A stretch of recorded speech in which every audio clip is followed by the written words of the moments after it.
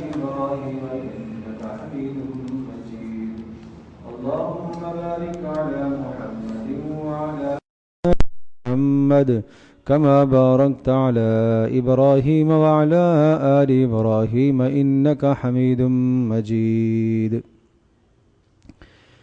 گرامی قدر حاضرین و سامعین، گزشتہ کئی جمعوں سے سورہ بنی اسرائیل کی آیات مقدسہ کی تفصیل اور تشریح اور تفسیر کا بیان چل رہا تھا.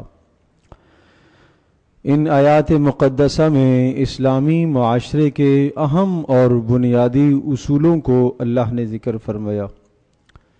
چنانچہ ان اہم اور بنیادی اصولوں میں سے پہلا اصول اور قانون یہ تھا کہ اسلامی معاشرے میں انفرادی طور پر، اجتماعی طور پر اللہ تبارک تعالیٰ کے حکم کی بالادستی ہو. سب سے بلند ترین اللہ کا حکم ہو، سب سے زیادہ اہمیت اللہ تبارک تعالیٰ کے حکم کو دی جائے، اور اسی حکم کے نتیجے میں بتایا تھا کہ اس کے ساتھ کسی کو شریک نہ ٹھہرایا جائے. اللہ تبارک تعالیٰ کے ساتھ کسی کو کسی بھی طرح سے شریک نہ ٹھہرایا جائے. ہم یہ کہتے ہیں ہم تو اللہ کے ساتھ کسی کو نہیں شریک ٹھہراتے، ہم تو کسی بت کی پوجا نہیں کرتے، ہم تو کسی درخت کی پوجا نہیں کرتے، ہم تو کسی سورج کی، چاند کی پوجا نہیں کرتے. تو اچھی طرح سے ذہن نشین فرمائیے گا کہ اللہ تبارک تعالیٰ کے حکم کو جو اہمیت دینی چاہیے وہی اہمیت اگر کوئی آدمی کسی دوسرے کے حکم کو بھی دیتا ہے تو یہ بھی تو شائبہ شرک ہے. اس سے بھی ہمیں روکا گیا ہے کہ اسلامی معاشرے میں اور اسلامی برادری، اسلامی سوسائٹی کے اندر آپ نے اس بات کا خیال رکھنا ہے کہ اللہ تبارک تعالیٰ کا حکم وہ سب سے مقدم ہے. لا تقدموا بین یدی اللہ ورسولہ، اے ایمان والو اللہ اور اس کے رسول کے حکم سے پیش قدمی مت کرو، اس سے آگے مت بڑھو. اللہ کے حکم کے سامنے اپنی خواہشات کو مت لے کر آؤ، اپنے رسم و رواج کو مت لے کر آؤ. اللہ کا حکم آ گیا تو تمہیں رک جانا چاہیے. بس جی مانے نہ مانے، نفس مانے نہ مانے، ماحول معاشرہ ساتھ دے یا نہ دے، اللہ کے حکم کی پیروی کرو. تو پہلا اصول اس پر بڑی تفصیل سے ہم بات کر چکے ہیں. دوسرا اصول تھا وَبِالْوَالِدَيْنِ احسانا. اللہ تبارک تعالیٰ اور رسول اکرم صلی اللہ تعالی وسلم کے حقوق کے بعد بڑا حق پھر ماں باپ کا حق ہے. اس لیے ماں باپ کا حق اللہ پاک نے اپنے حق کے متصل بات ذکر فرمایا وَبِالْوَالِدَيْنِ احسانا. پھر ماں باپ کی دنیا کی زندگی میں ہر آدمی پر 5 حقوق لازم ہوتے ہیں جو قرآن مجید کی ان آیات میں ذکر تھے. اما یبلغن عندک الکبر احدہما او کلاہما فلا تقل لہما اف. نمبر 1، ایسا جملہ مت بولنا جس جملے سے ماں باپ کو تکلیف ہو. گفتگو کے آداب سکھائے. نمبر 2، ولا تنہرہما. کسی بھی موقع پر انہیں جھڑکنے کی، ڈانٹ ڈپٹ کرنے کی کوئی گنجائش اولاد کے لیے نہیں ہے. نمبر 3، وَقُلْ لَهُمَا قَوْلًا كَرِيمًا. بات جب کرو تو ادب کے ساتھ بات کرو، الفاظ کا انتخاب کر کے بات کرو. اس طرح سے بات نہ کرو جیسے آپ اپنے دوست سے، آپ اپنے برابر والے سے، آپ اپنے چھوٹے سے بات کر رہے ہو. ایسا بات، اس قسم کی بات اپنے ماں باپ کے سامنے مت کرو. وہ انداز مت اختیار کرو گویا کہ تمہاری آواز میں بلندی بھی نہ ہو ماں باپ کے سامنے، تمہارے لہجے میں تلخی بھی نہ ہو ماں باپ کے سامنے، اور تمہارے چہرے کے تاثرات میں بھی کسی قسم کی کڑاخی نہ ہو، کوئی ترشی نہ ہو. بہت احسان سے اور بہت محبت کے ساتھ گفتگو کرنا. اور چوتھا حقوق سمجھایا وَاخْفِضْ لَهُمَا جَنَاحَ الذُّلِّ مِنَ الرَّحْمَةِ. چوتھا حق یہ ہے کہ ہر وقت ماں باپ کی خدمت میں اپنے آپ کو پیش کرتے رہنا، تواضع اور عاجزی کے ساتھ پیش آنا. اور پانچواں حق یہ سمجھایا تھا وَقُلْ لَهُمَا قَوْلًا كَرِيمًا وَقُلْ رَبِّ ارْحَمْهُمَا كَمَا رَبَّيَانِي صَغِيرًا، ان کے لیے یوں ہمیشہ دعا گو ہوتے رہنا کہ اے اللہ میرے ماں باپ پر رحم فرما، شفقت فرما، اس لیے کہ انہوں نے بچپن میں میری تربیت کی ہے۔ یہ 5 حقوق قرآن میں ذکر کیے گئے۔ پھر اس کے بعد آج کی نشست میں آپ یہ بات ذہن نشین فرمائیے کہ اچھا اس سے بعد ایک جمعے میں ہم یہ بھی بات بیان کر چکے ہیں کہ ماں باپ کی اطاعت اور فرما برداری کے دنیا میں فوائد کیا ہے۔ آج کی نشست میں ہم یہ عرض کریں گے کہ ماں باپ کی نافرمانی کے نقصانات دنیا میں کیا ہے، اور کس موقع پر اولاد کو ماں باپ کی نافرمانی کی گنجائش اور اجازت ہے۔ گویا کہ آج کی اس گفتگو کا خلاصہ 2 باتیں، ماں باپ کی نافرمانی کے نقصانات کیا ہیں اور کس موقع پر نافرمانی کی اجازت ہے۔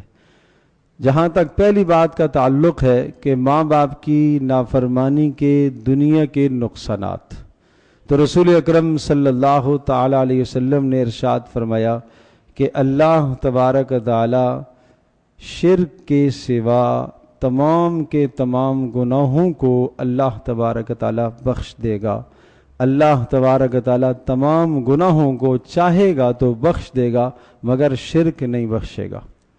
اور پھر ارشاد فرمایا کہ ماں باپ کی نافرمانی اگر کوئی کرے گا، تمام کے تمام گناہوں کی سزاؤں کو اللہ مؤخر کرتا ہے، آخرت میں سزا دیتا ہے، لیکن ماں باپ کی نافرمانی کی سزا اللہ دنیا میں لے کر آتا ہے۔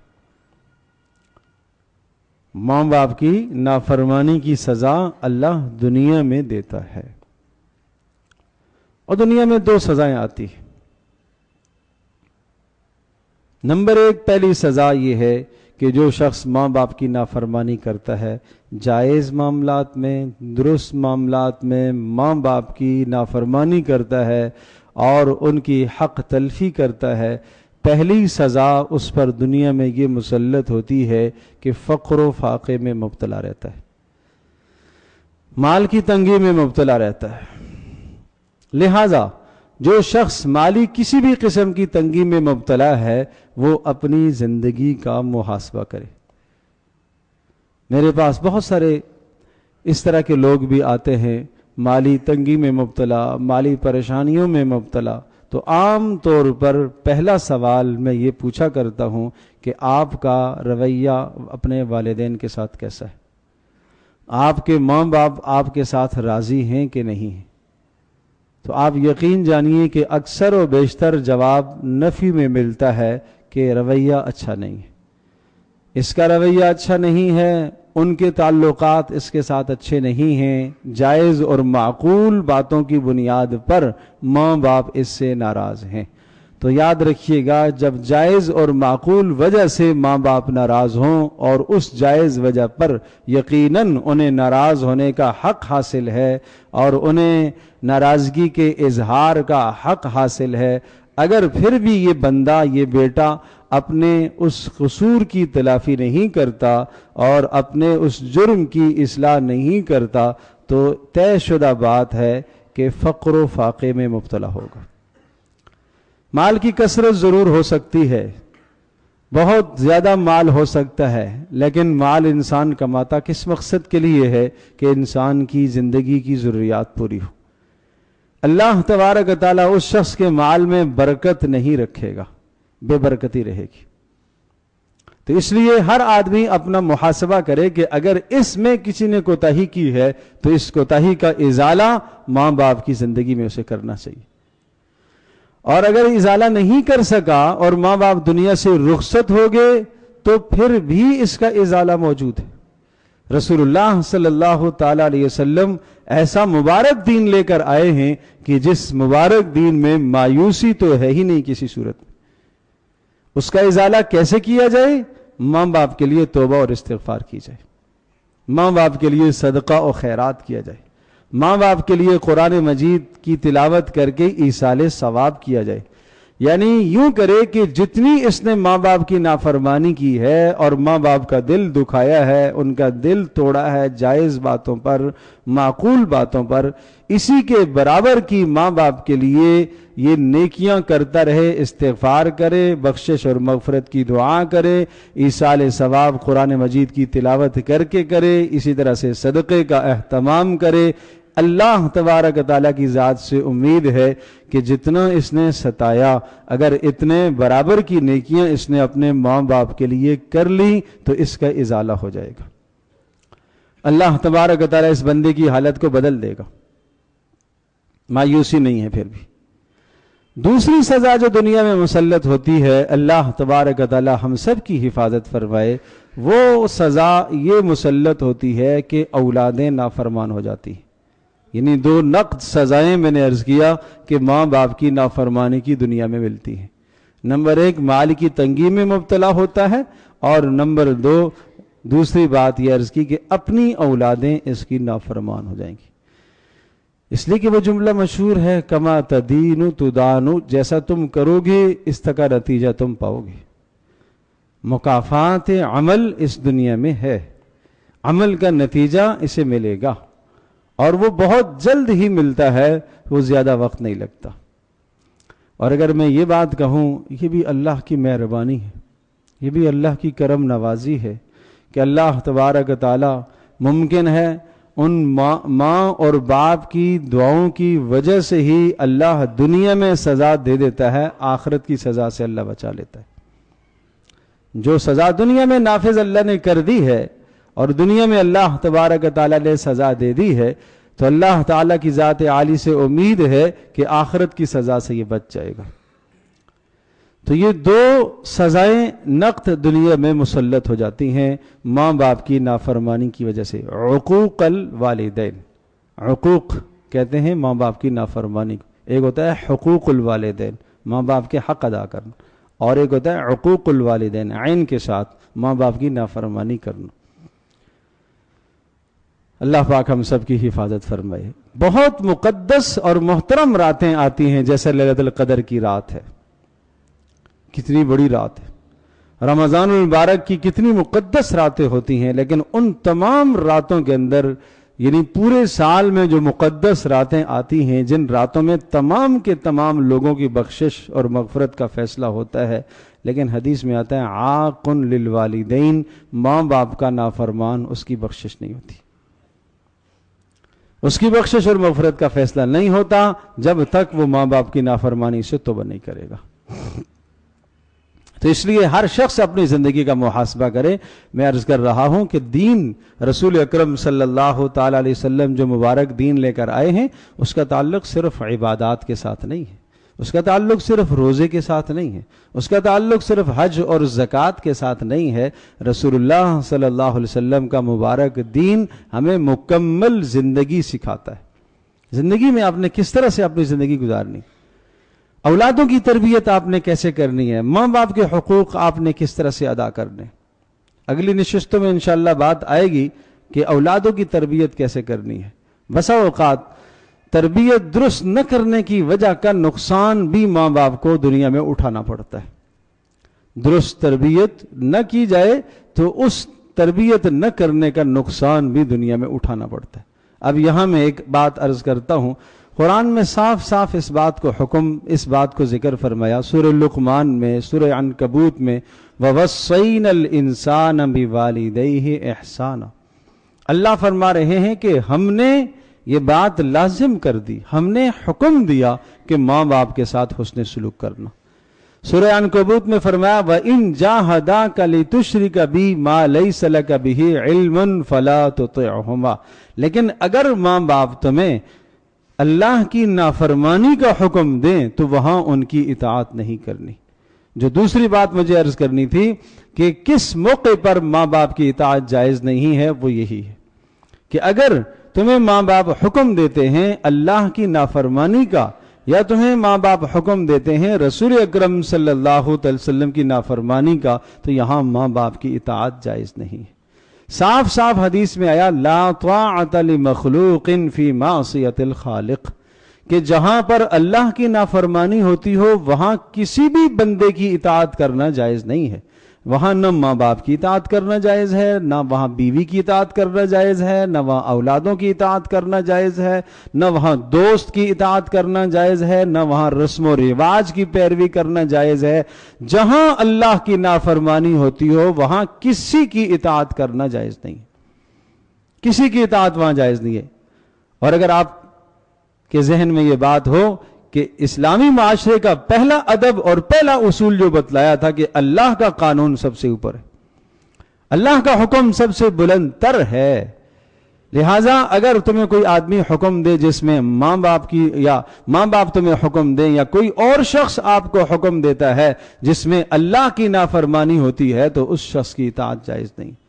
وہ ناراض ہوتا ہے کوئی بات نہیں، بگاڑ پیدا ہوتا ہے کوئی بات نہیں، فرائض کے اندر کوئی گنجائش نہیں ہے، کسی قسم کے سمجھوتے کی گنجائش نہیں. میں ایک دو مثالیں عرض کرتا ہوں. پیارے پیغمبر صلی اللہ تعالی علیہ وسلم کا حال آپ سب جانتے ہیں، آپ سب تاریخ جنہوں نے پڑھی ہے، رسول اللہ کی سیرت جنہوں نے پڑھی ہے، پیارے پیغمبر صلی اللہ تعالی علیہ وسلم کو اللہ نے جب منصب رسالت پر فائز فرمایا، رسول اکرم صلی اللہ تعالی علیہ وسلم کے والدین مکرمین تو تھے نہیں، لیکن اس وقت رسول اکرم صلی اللہ تعالی علیہ وسلم اپنے چچا کی نگہداشت میں تھے اور ان کی پرورش میں تھے، ان کے زیر سایہ تھے.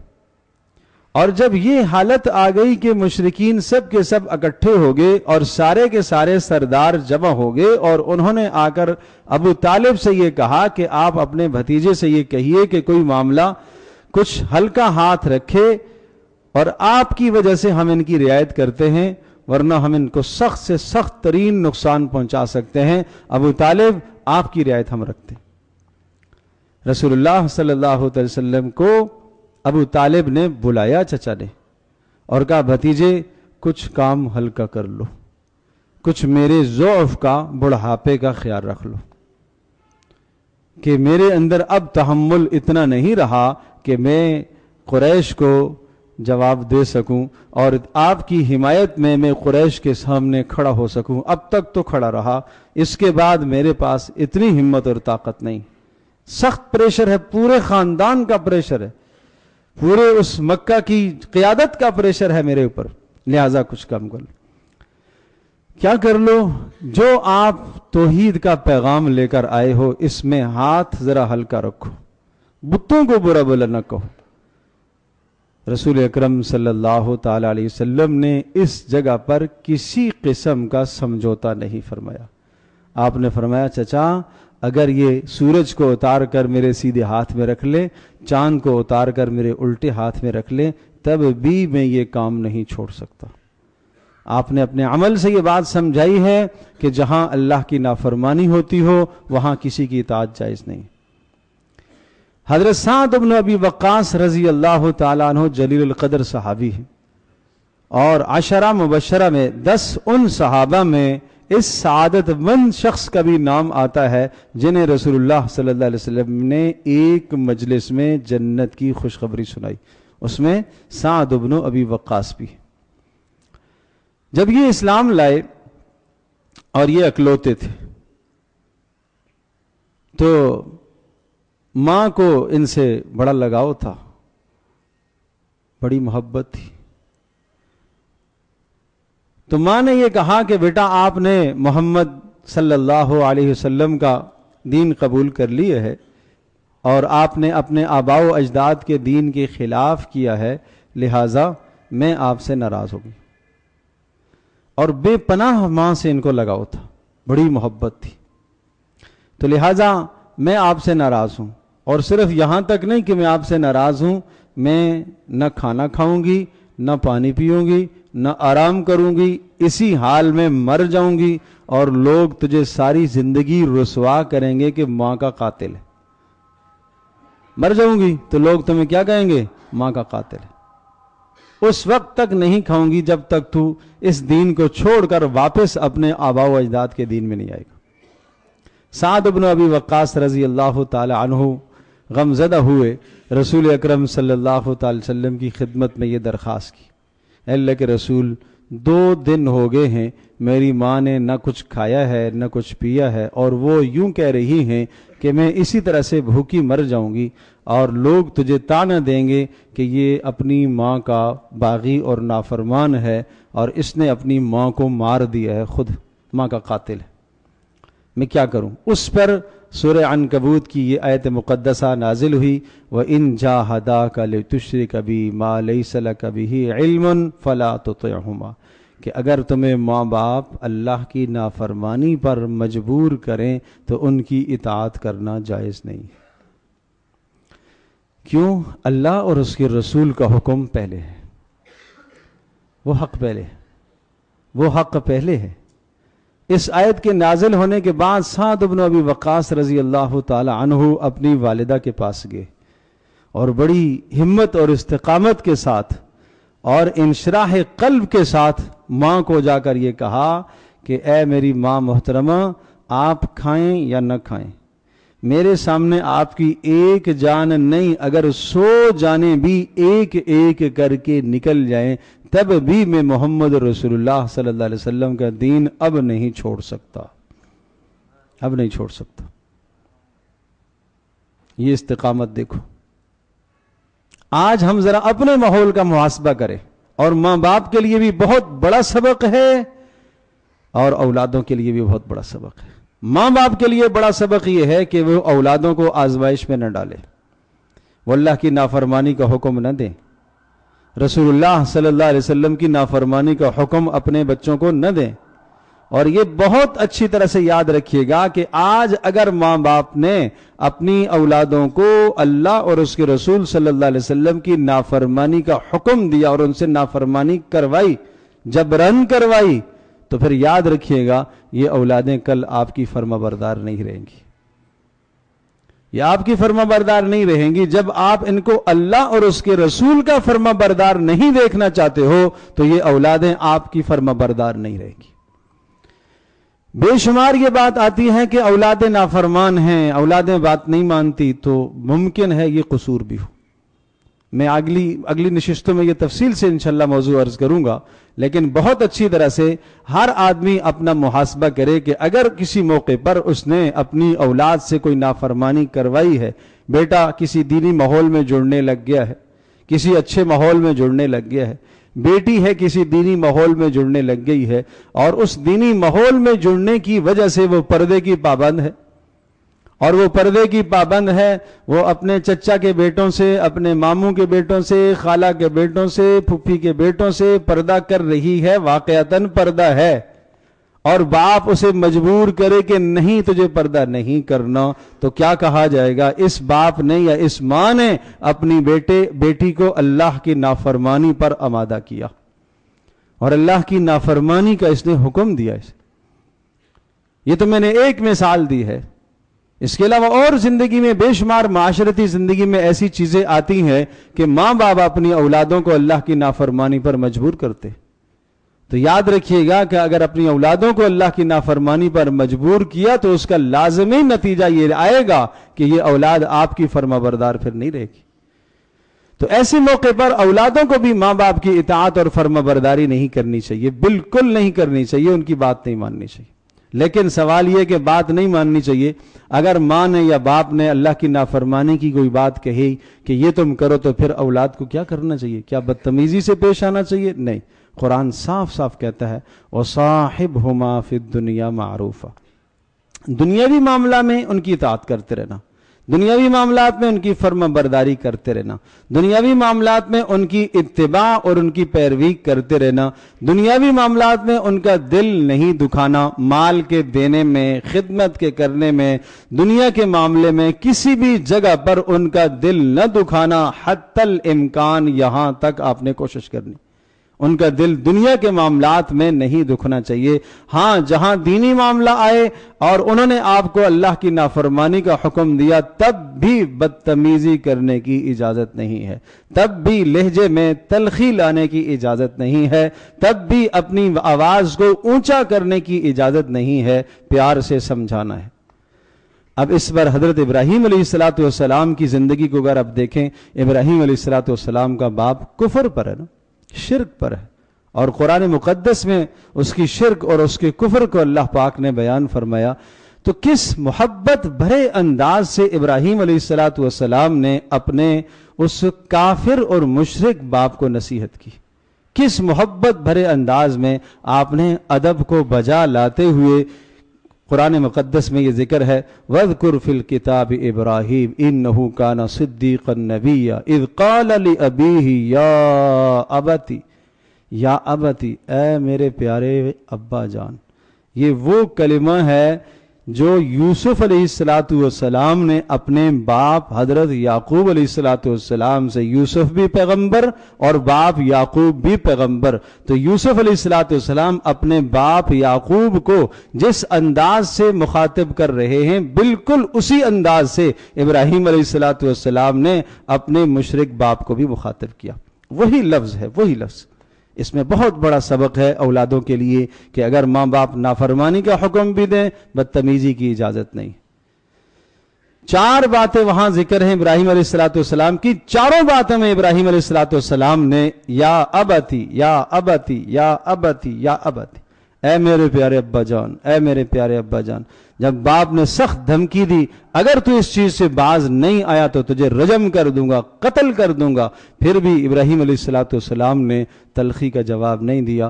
سلام علیک ساستغفر لک ربی انہ کان بی حفیہ، اے میرے والد محترم، اللہ کی جانب سے آپ پر سلامتی ہو اور میں آپ کے لیے استغفار کرتا رہوں گا. کرتے رہے. جب اللہ نے منع کر دیا کہ اب آپ کے لیے اپنے باپ کو استغفار کرنا جائز نہیں ہے، اس وقت پھر روکا، پھر منع ہو گیا. تو یہ ہمارے لیے سبق ہے. تو میری باتوں کا خلاصہ آج کے مضمون کا صرف 2 باتیں ہیں کہ ماں باپ کی اطاعت اور نافرمانی سے، انسان کو نافرمانی سے بچنا چاہیے، اطاعت کو کرنا چاہیے. اور اگر کوئی نافرمانی دنیا میں کرتا ہے تو 2 سزائیں نقد اللہ اس کو دیتا ہے. پہلی سزا رزق کی تنگی میں مبتلا ہوتا ہے، اور دوسری سزا اس کی اولادیں نافرمان ہوتی ہیں. اور جو دوسری بات عرض کی ہے وہ یہ کہ ماں باپ کی اطاعت ہر موقع پر کرنے کا حکم ہے، لیکن جہاں اللہ اور اس کے رسول کی نافرمانی ہو وہاں ماں باپ کی اطاعت پھر جائز نہیں ہے. پیار سے، محبت سے جواب دے دینا چاہیے. اللہ تبارک و تعالی ہم سب کے لیے سمجھنا عمل کرنا آسان فرمائے. وآخر دعوانا الحمدللہ.